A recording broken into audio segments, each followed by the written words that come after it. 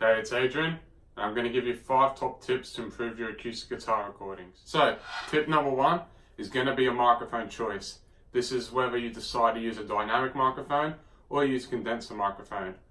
Most acoustic guitars are usually recorded with a condenser microphone, as they tend to capture all the frequencies from the really high crystal top end to maybe even want the nice boomy low end. It depends on the application that you're trying to record. So for dynamic microphones, very typical, a Shure SM57. These have been used on acoustic guitars since the 70s. They are really good at high passing off the really low ends, around 50 Hertz. They start to cut off, but also they cut off a lot of the really high end as well, so 15 kilohertz they tend to cut off. They have a nice presence boost in the high mids, around 4K, which can really help cut the acoustic guitar through a mix. These are great microphones for doing acoustic guitar overdub in a heavy rock mix. I also mentioned they're very popular as condenser microphones. This is a cheap condenser microphone. It's only a couple $100, accompanied by Samson. Very popular acoustic guitar microphones are AKG C414. That microphone sounds very smooth, very even sounding. It's got lots of different switches, polar patterns, filters, etc.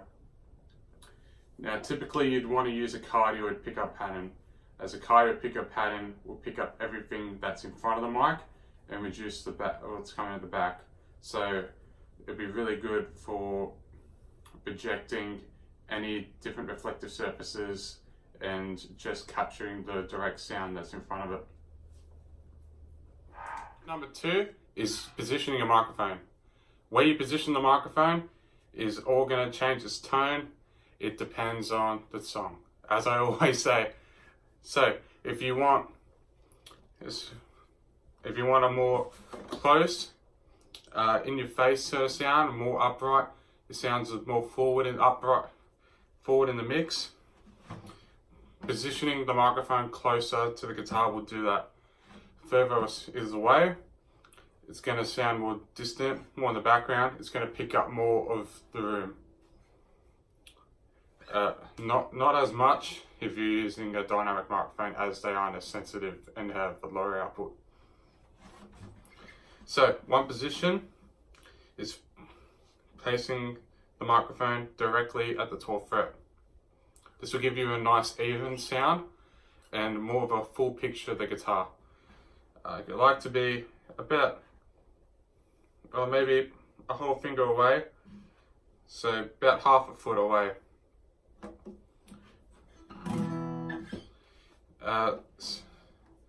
A second position is to actually go a bit further back, so maybe a full foot away, and sort of aim it where the sound hole meets the start of the fretboard, a foot away. And that would actually have more volume, as most of the sound comes from the sound hole, most of the volume does, sorry. But it would tend to have an even more picture of the entire guitar, as there is more area covered, but it will start to sound a little bit more boomy. Bringing the microphone anywhere near the sound hole will be its most boomy. Try to remember that the sound hole is the enemy of recording the acoustic guitar. It can really stuff up your recordings. You want to have that balance where being near the sound hole gives you the low end and it can sound full, and as you get towards the fretting can, it will sound more thinner. But sometimes placing a microphone in the fretting can be really good if you want, a soft ballady song, or there's a really intricate picking part. It can really capture the emotion that the fingers are giving. So tip number 3 is going mono or stereo. How many microphones are you going to use? You can use one microphone in mono, or you're going to use 2 in stereo. or maybe a third one to capture the room. Now, if you have your guitar and you're going to record in stereo, ideally you'd place one microphone in front of the bridge, another microphone in front of the 12th fret, like the same spot I showed you before. Now the thing is, you got to make sure both microphones are the same distance away from where they're looking at guitar. You can measure this with a measuring tape, or you can roughly estimate it and check and listen. You will hear that either one of them might have a slightly delay. If you hard pan it left and right, one might just sound a little bit off when you're playing it. Then you will know you have a phase issue, or one side seems to have a little bit less bottom end. If you collapse them both into mono, then they might tend to have cone filtering. Now the benefits of going mono versus stereo is that when you record in mono, you can put it anywhere you want in the mix. You can keep it in the center, you can put it towards the left, towards the right. It really works with a whole mix, a whole song, a full production. It helps to make sure that the acoustic guitar is not a main featured instrument. It is a background, it is a textural element. It's not going to stand out too much. It really helps in a full dense mix to record in mono rather than stereo. Now, if the acoustic guitar is a primary source of the mix or the song, then yes, you should record it in stereo, as it's going to sound its best. It's going to sound wider, it's going to sound fuller, it's going to sound more interesting, it's going to stand out between all the other instruments in the mix. Alright, now tip number 4, and I think this is one that we're kind of all guilty of, but it's one that I try to follow whenever I'm doing recordings, and it is check your tuning before and after every recording you do. So after every take, check your tuning, tune up to the song, make sure that you're 100% in tune with not only your instrument, but the other instruments that are already recorded or are going to be recorded.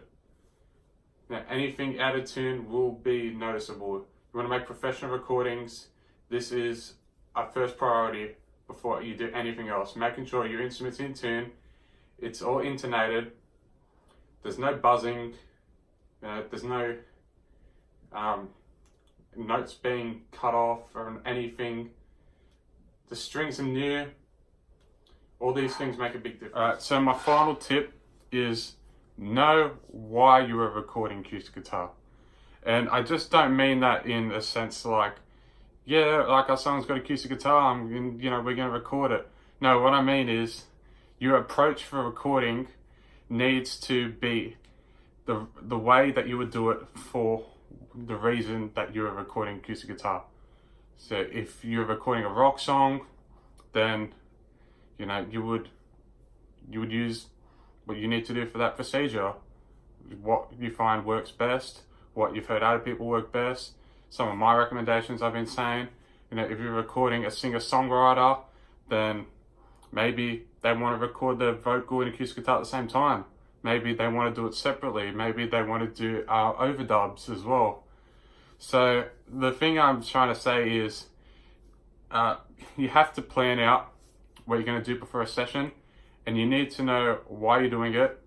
You need to know what you want to achieve, and you also need to know what will give you the best results. So make sure that you know why you're recording. Cheers.